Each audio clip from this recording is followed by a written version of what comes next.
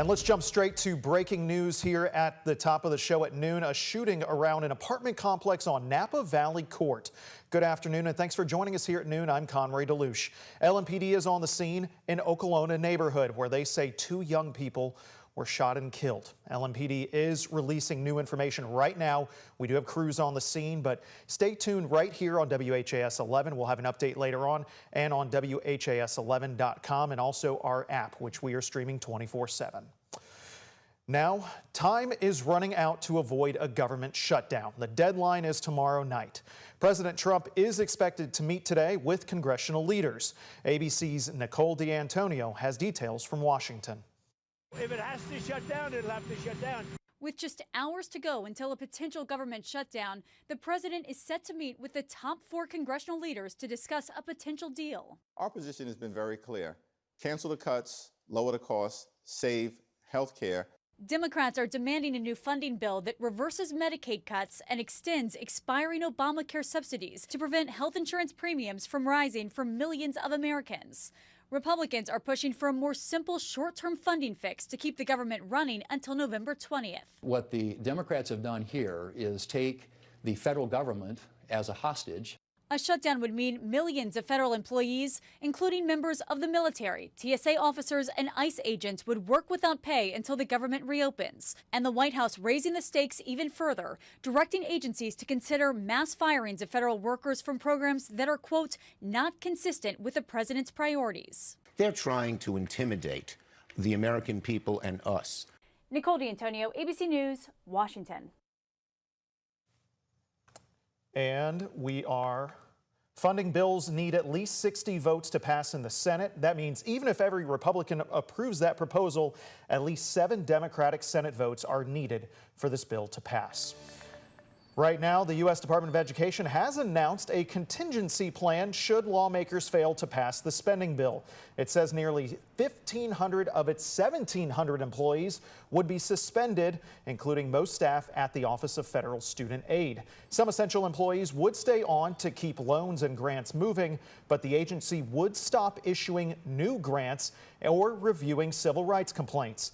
If the shutdown does last more than a week, the department says it would have to bring back some workers to work on a partial or rotating basis. Continuing our coverage of the assassination of conservative activist Charlie Kirk. 22-year-old Tyler Robinson is expected in court today with legal counsel to decide if there's enough evidence to move forward with a trial. The Utah state court system gives people accused of crimes an option to waive their legal right to a preliminary hearing and instead schedule an arraignment where they can then enter a plea. Prosecutors have charged Robinson with aggravated murder and plan to seek the death penalty. The assassination of Kirk has galvanized many prominent Republicans. Some are filling in at upcoming campus events that Kirk was meant to attend this week, including Utah Governor Spencer Cox and Senator Mike Lee, who attended one at Utah State University.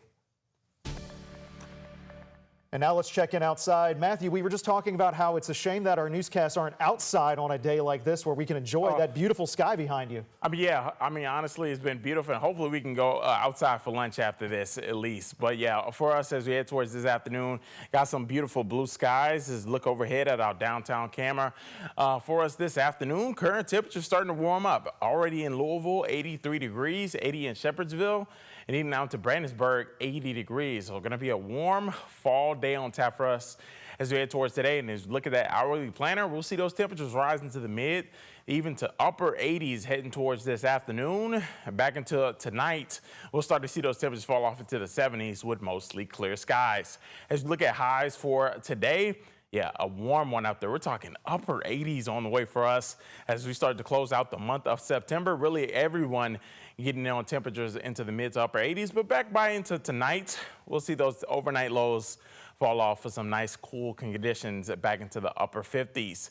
Now that bus stop forecast heading home, we'll be into the mid to upper 80s. So another warm one out there, especially for those after school practices.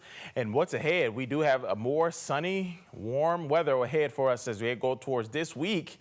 And we're not tracking any rain chances, but will that change by the weekend? Well, I'll be timing that out. Coming up in just a few minutes. We'll send it back over to you, Conroy. Thanks, Matthew.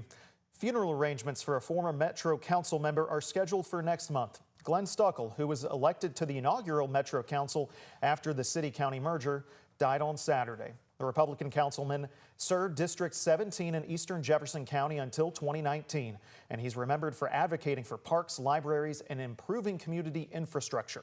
A celebration of his life will be held on October 18th at Hurstbourne Christian Church. The visitation will be from 10 to noon with a memorial service following that. Stuckel was 90 years old. LMPD says a recent drug bust led police to enough fentanyl to deliver a lethal dose to more than a third of Jefferson County. In a Facebook post, LMPD says it executed a search warrant in the 5,000 block of U Lane on Friday night. Officers found 2 guns as well as cocaine, marijuana, and fentanyl. LMPD said the pound of pure fentanyl could kill about 225,000 people. That's about 36% of Jefferson County residents. Police said the investigation is ongoing with help from federal agencies. Well, if you're still sipping on that morning brew, make sure to savor it because today is National Coffee Day. 2/3 of America drinks that caffeinated beverage, and multiple locations here in town and nationally are celebrating the day with a few perks. Starbucks will give you 100 points in their app when you buy any brewed coffee in any size. Dunkin' is offering a free medium hot or iced coffee when you order through their app. And Krispy Kreme is offering all guests a free medium hot or iced coffee and a free donut of choice with no purchase necessary. Now, if you miss out today on celebrating, don't worry. International Coffee Day is on Wednesday. Over the weekend, jewelry owned by the ex-wife of former Southern Indiana Sheriff Jamie Knoll hit the auction block. Misty Jackson was recently divorced from Knoll, who is serving prison time for using millions in Utica Township Volunteer Fire Department funds for his personal use. The money from this weekend's auction is set to pay Jackson's own restitution connected with that case. Some of the items auctioned off were her wedding band, 2 necklaces, and 2 Rolex watches, all pulling in about $18,000.